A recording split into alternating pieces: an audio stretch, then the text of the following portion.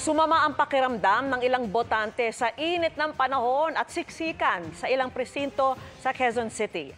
At nakatutok doon live si Maki Pulido. Maki, kamusta na? Alam mo, Vicky, eksaktong alas 7 ng gabi ay nagsara ang ilan sa mga presinto dito sa Commonwealth Elementary School. At dahil nagsara ng maaga, dahil wala ng mga botante, ay nasimulan na ng mga electoral board yung proseso para makapag-transmit ng boto.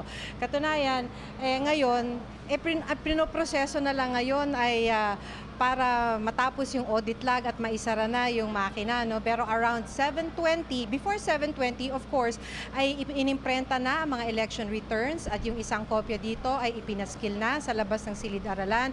At pagkatapos niyan ay for the first time ngayong araw ay idinikit na yung modem para makonekta sa Wi-Fi, yung automated counting machine para matransmit na yung boto. So sa ngayon, tinatapos na lang ng ating mga guro na tumatayo bilang electoral board yung mga huling proseso para maisara na itong makina. So ngayon, ganito yung sitwasyon dito sa Commonwealth Elementary School. Medyo talagang tahimik na.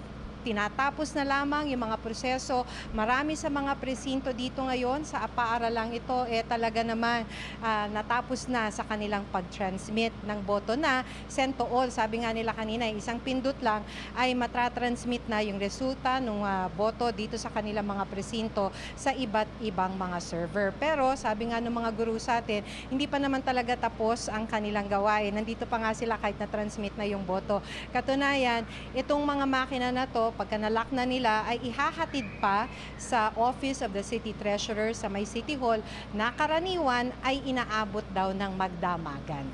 Ako si Maki Pulido, nakatutok 24 oras para sa eleksyon 2025. Maraming salamat sa iyo, Maki Pulido.